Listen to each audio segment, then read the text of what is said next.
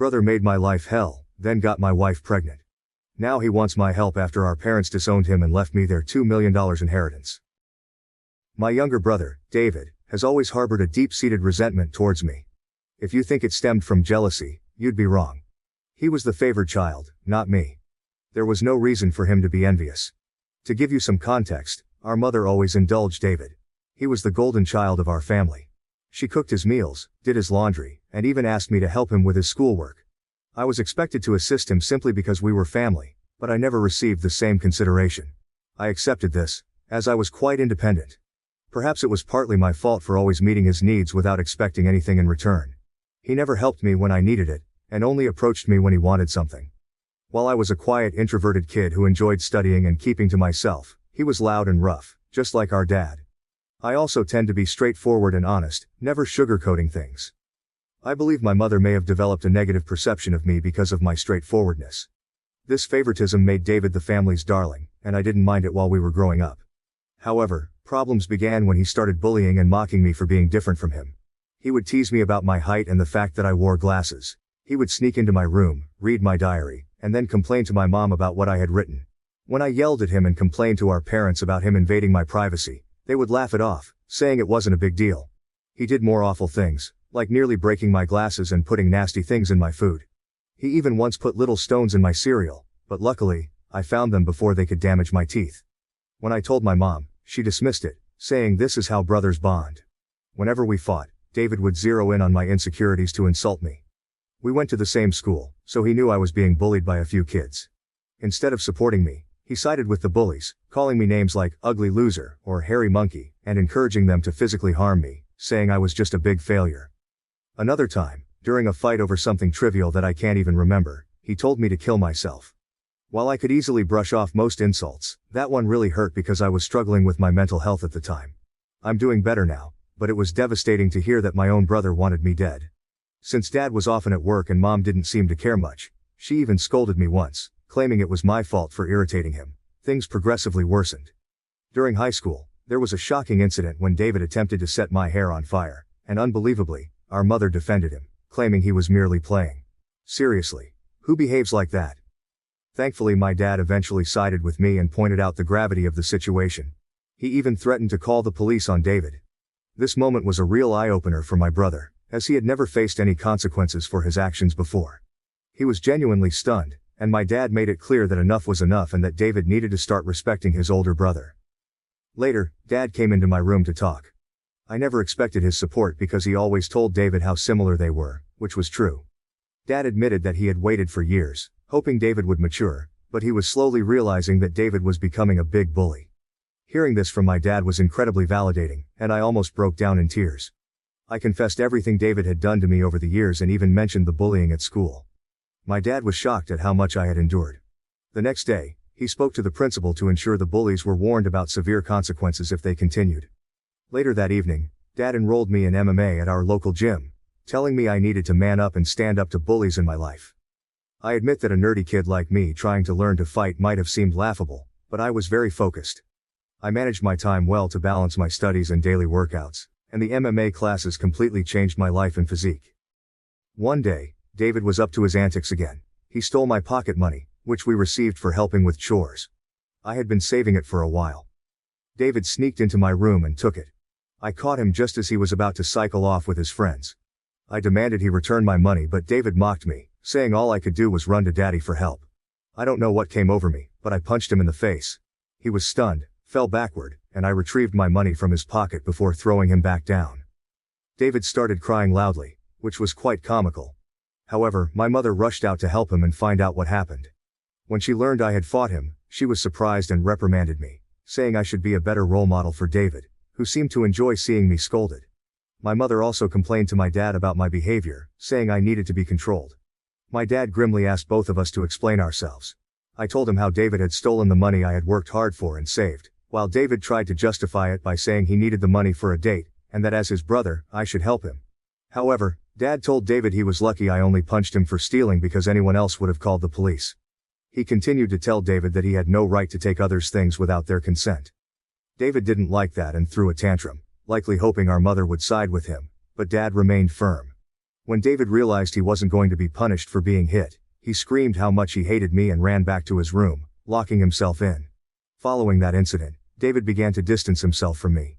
He had finally understood that he couldn't bully me anymore, and that even Dad had stopped supporting his antics.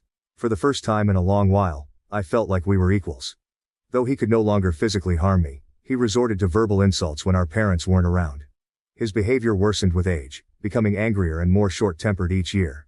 When I approached him with a question, he would ignore me and walk away, muttering insults like nerd or loser under his breath.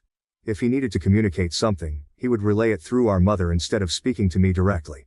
When I questioned her about why David couldn't just talk to me, she would urge me to be more understanding. I couldn't tell if it was just puberty or genuine hatred. Over time, dealing with his comments became unbearable, and I longed to move out and get away from him. I repeatedly asked my mother to mediate a sit-down conversation for us to resolve our issues, but she always refused, saying she didn't want to get involved. When I asked her opinion on why David treated me this way, she would brush off the question. Eventually, I left for my dream university, having earned a scholarship as a top student. My dad threw a party for me, and even my mom seemed proud. However, David remained aloof and distant, barely acknowledging my achievements. The day I left for university was a mix of excitement for the future and relief to escape the toxic home environment. The first few months at university were liberating. I made new friends, enjoyed my classes, and started to build a life separate from the oppressive atmosphere of my childhood. The constant fear of David's verbal attacks lifted, giving me a newfound sense of peace. During my second year, I met my wife Karen at a frat party through a friend, and we immediately clicked. Coming from a religious background, having kids outside of marriage was frowned upon. However, when we discovered she was pregnant in our final year, we decided to marry right after graduation. Our wedding was a small but joyful ceremony. Our parents were happy for us, and we enjoyed the celebration. At that moment, I believed Karen was the love of my life. I had always envisioned a monogamous relationship, one woman to come home to and share my life with. Despite other women showing interest over the years, I never pursued anything because I was genuinely content in my marriage. Karen was my dream girl, and I never wanted to hurt her. However, I later uncovered 2 incidents of infidelity in our marriage. One was an intermittent affair with her married co-worker that spanned several years, and the other was a brief fling with an ex-boyfriend during a visit to her family. Some might think I was naive, and looking back, I can't completely disagree. Each time we separated for a while, I chose to forgive my wife. I didn't want to raise our child in a broken home and believed we could overcome these obstacles. The affair with her co-worker happened when we were young, and I attributed it to youthful mistakes and poor judgment.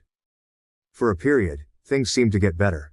Although I could never fully trust her again, I did my best to set aside my doubts, knowing that if I chose to forgive, I had to genuinely work toward a fresh start. It's been 4 years since her second betrayal, and I felt confident in my decision to give her another chance. Karen seemed to have changed, and we were genuinely happy, planning our family's future. However, 3 months ago, my world was shattered once more when she revealed that she had been having a long-term affair and suggested that our son might not be mine. Her words struck me like a ton of bricks. A mix of shock, betrayal, and disbelief overwhelmed me. I struggled to comprehend the enormity of her confession. In a daze, I managed to ask why she had kept such a significant secret and how she could have done something so devastating. Her reaction was cold and indifferent, as if she were detached from the pain she caused. Her vague responses left me with more questions than answers. It was a surreal and painful moment, confronting the shattered trust and uncertainty about my own family. I continued to press Karen for the truth because I felt I deserved to know the father of the child I had been raising since birth. Ultimately, she admitted it was David. My eyes widened in shock as I asked Karen what she meant. She explained that she and David had become friends when I introduced her to my family, and she stayed with us from Thanksgiving until New Year's. David, usually cold to me, was warm and polite towards her, which made me glad because I didn't want Karen to feel unwelcome. Karen wanted to be accepted into my family, so she spent significant time with my mom whenever possible. She noticed the rift between David and me and questioned me about it. I opened up about our strained relationship and explained that we might never repair it due to his unresolved feelings. Karen understood but started including David in our outings, hoping it would help us bond. Whenever we planned to watch a movie, she invited David, and we watched whatever he chose. During this time, David and I exchanged a few words, which was an improvement compared to his usual silent treatment. I remember Karen and David hanging out and playing video games together, but I never thought much of it. Karen told me that one day, David opened up to her about his struggles and a recent breakup. Feeling vulnerable, he struck up a friendship with her. She mentioned that he would harmlessly flirt with her when I wasn't around, and eventually, things escalated beyond her control. The vision of my wife and brother sleeping together made me feel sick. Karen confessed that she felt guilty afterward and left him, which matched her abrupt decision to go home instead of spending New Year's with me. Although I tried to convince her to stay, she was adamant about leaving. When we met back at college after the holidays, she was her usual cheerful self, so I didn't question anything. 2 weeks later, we found out she was pregnant. Karen admitted she didn't know if the child was mine or David's, and with no way to prove it, she chose to stay with me, knowing I was the more dependable brother. This was why we got married. My world felt like it was crashing down. The son I loved might not even be mine. I asked Karen if she had been sleeping with David recently, and she slowly nodded. She revealed that they had always stayed in touch because their chemistry was undeniable. They would sneak off to hotels, lying to me about working overtime.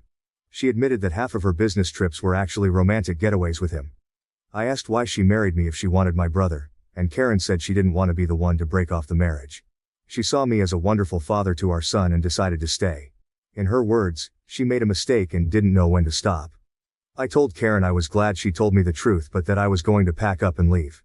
She started crying, asking for forgiveness, and expected me to yell at her. Instead, I calmly packed my clothes. Karen insisted that if I loved her, I should fight for her and that mistakes happen in every marriage. When she realized I wasn't going to do anything, she changed tactics, saying our son would be affected by a divorce and that children shouldn't be raised in broken homes. I reminded her that I might not even be the father, which made her cry more and accuse me of being cruel. It seemed like she believed nothing could make me want to leave the marriage. Perhaps it was partly my fault for letting things slide in the past. While I did love her, it felt more like it stemmed from thinking we had a son together and had been together since college. Karen kept insisting it wasn't too late to fix things, but I struggled to believe her and had no patience left. Trust was a major issue, and her words felt hollow. Even if I forgave her, I could never forget she slept with my brother. I've always believed in forgiving mistakes because we're all flawed, but this was beyond acceptable limits. I left her crying on the doorstep and checked into a hotel. The next day, I went straight to my parents and revealed everything about my wife's affair with David, explaining how they had been secretly sleeping together for years. The shock on their faces was undeniable. True to her nature, my mother initially tried to defend David, insisting that her boy could never do such a thing to his own brother. Determined to expose the truth, I asked my parents to remain silent and let me call David in front of them. I instructed them to stay quiet so I could catch David off guard, making him believe it was a private conversation. When David answered the phone, I confronted him about the affair. At first he vehemently denied it, refusing to accept any responsibility.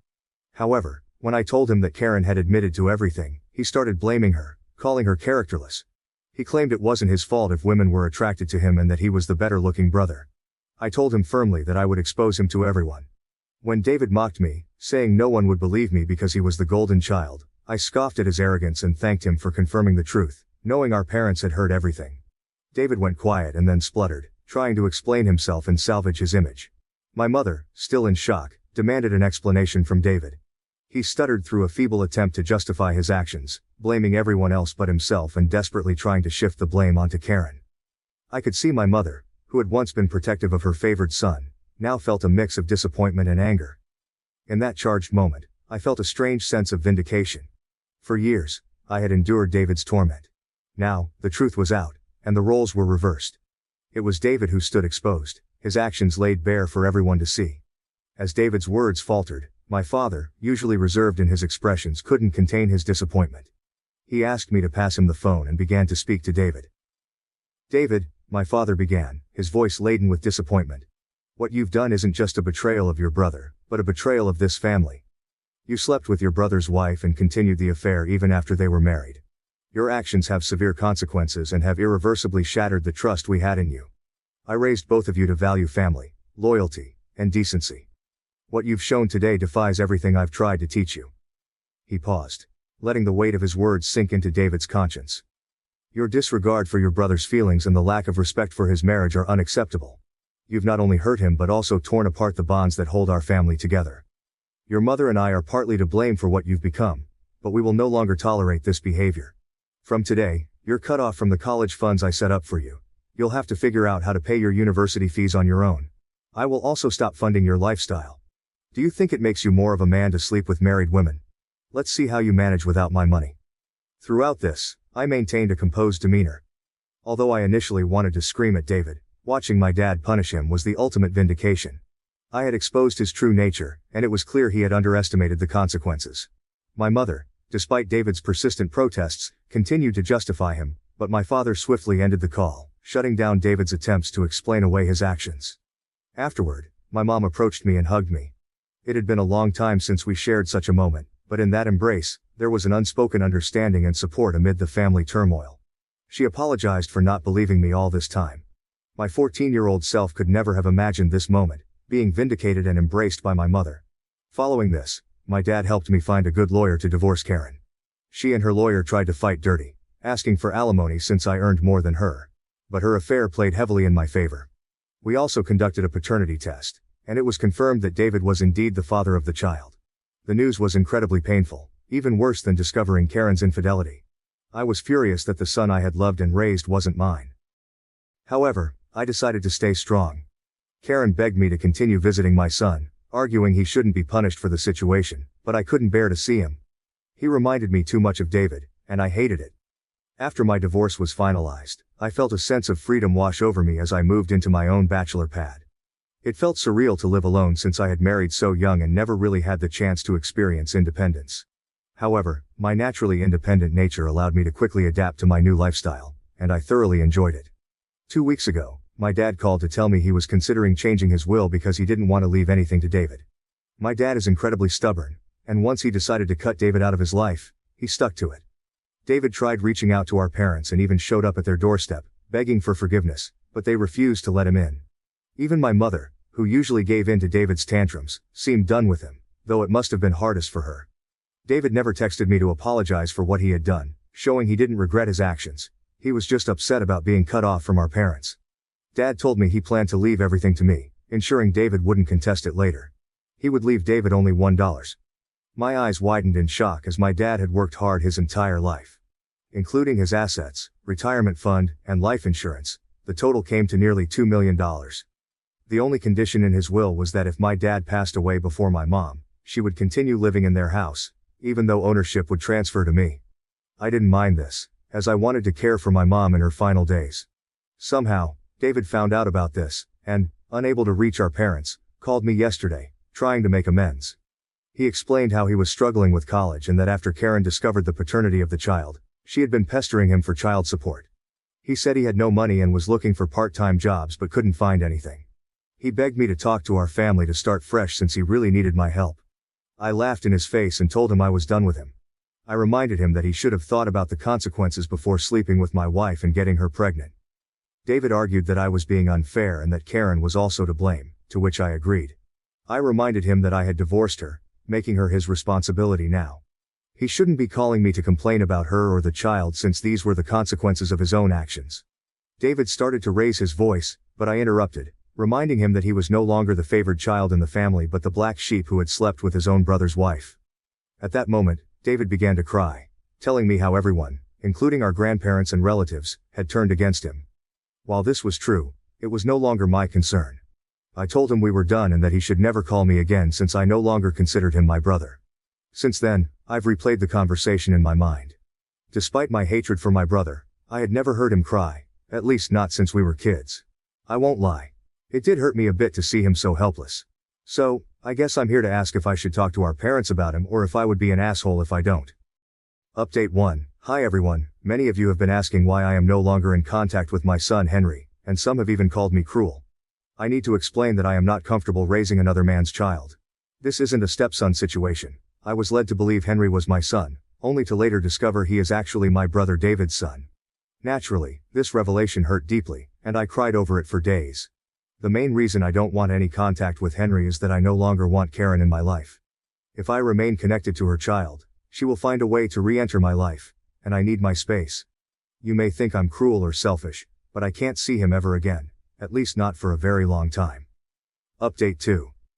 Most of you correctly guessed that it was my mother who informed David about my dad changing his will, leading David to call me as a last resort to fix things. I confronted her in front of my dad, and she broke down, saying I had punished David enough and that he had learned his lesson. My dad firmly told my mother that if she believed what David did was forgivable, then he could no longer stay married to her because he could never forgive such a betrayal.